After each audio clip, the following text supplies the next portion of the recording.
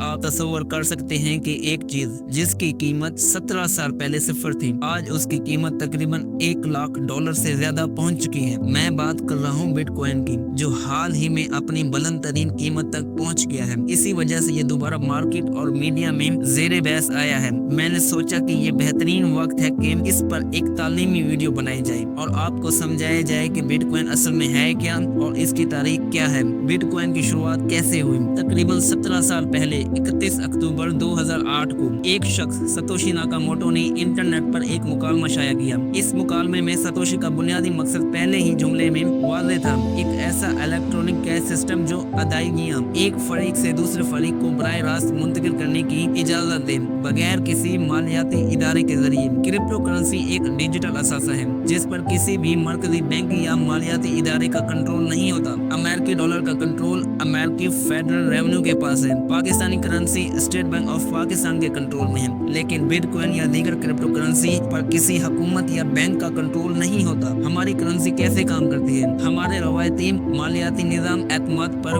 मबनी है। नोट और सिक्के हमारी मईशत में इसलिए काबिल कबूल है क्यों ना इन्हें हुकूमत और मरकजी बैंक की जमानत हासिल होती है। अपने पर्स में मौजूद किसी भी नोट पर नजर डालें। मिसाल के तौर पर 500 रुपए का नोट, इस पर लिखा होता है, मैंने हमला हाजा को मुतालबे पर अदा करने का वादा करता हूँ। ये वादा स्टेट बैंक ऑफ पाकिस्तान के गवर्नर की जानब से किया जाता है और उसी की जमानत पर ये नोट काबिल कबूल होता है। अगर मरकजी बैंक इसकी जमानत खत्म कर दे तो ये महज कागज का एक टुकड़ा बन जाएगा। मालियाती निजाम पर हुकूमतों और बैंकों का कंट्रोल। दूसरी जंग अजीम के बाद अमेरिका दुनिया की सबसे बड़ी इक़्तिसादी ताकत बन गया और ज्यादातर ममालिक ने अपनी करेंसी को अमेरिकी डॉलर से जोड़ दिया। उस वक्त अमेरिकी डॉलर सोने के जखीरे से जुड़ा हुआ था, यानी हर एक डॉलर के पीछे सोने की एक मखसूस मिकदार होती थी। लेकिन 1971 में अमेरिका ने इस गोल्ड स्टैंडर्ड को खत्म कर दिया। इसके बाद दुनिया के मरकजी बैंक अपनी मर्जी से करेंसी नोट छापने लगे, यानी करेंसी के पीछे कोई ठोस अशिया नहीं रही और हुकूमतें जितना चाहे नोट छाप सकती थी।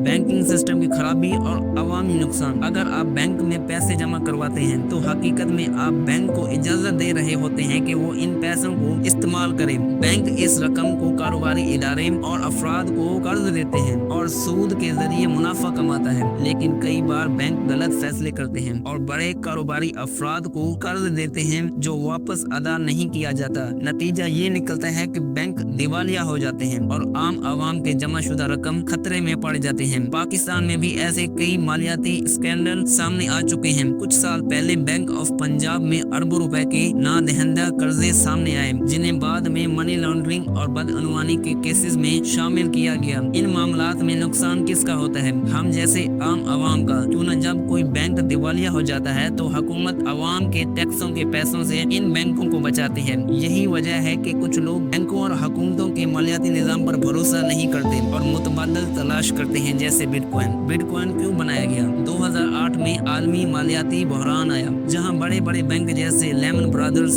दिवालिया हो गए। इस बहरान के दौरान सतोशी नाकामोटो ने बिटकॉइन को मुतबादल मालियाती निजाम के तौर पर मुतारफ करवाया जो हुकूमत और बैंकों के कंट्रोल से आजाद हो। बिटकॉइन कैसे काम करता है? बिटकॉइन एक डिजिटल करेंसी है जो ब्लॉकचेन नामी टेक्नोलॉजी पर काम करता है। इसका मतलब यह है कि तमाम लेन देन का रिकॉर्ड एक अवामी डिजिटल खाते में मौजूद होता है जो किसी एक इदारे के कंट्रोल में नहीं होता। माइनर्स का किरदार। बिटकॉइन के तमाम लेन देन की तस्दीक माइनर्स करते हैं जो इंतहाई ताकतवर कंप्यूटर के जरिए पेचीदा रियाजती सवालात हल करते हैं। जब कोई शख्स बिटकॉइन ट्रांसफर करता है तो माइनर इसकी तस्दीक करते हैं। ये ट्रांजैक्शन ब्लॉकचेन में शामिल हो जाते हैं और माइनर को बदले में बिटकॉइन इनाम में मिलता है। यही वजह है कि बहुत से लोग माइनिंग के जरिए बिटकॉइन हासिल करने की कोशिश करते हैं। बिटकॉइन के इस्तेमालात। सरमायाकारी। आज बिटकॉइन को ज्यादातर लोग डिजिटल गोल्ड समझकर सरमायाकारी के तौर पर खरीदते हैं, जैसे लोग सोना खरीद कर रखते थे।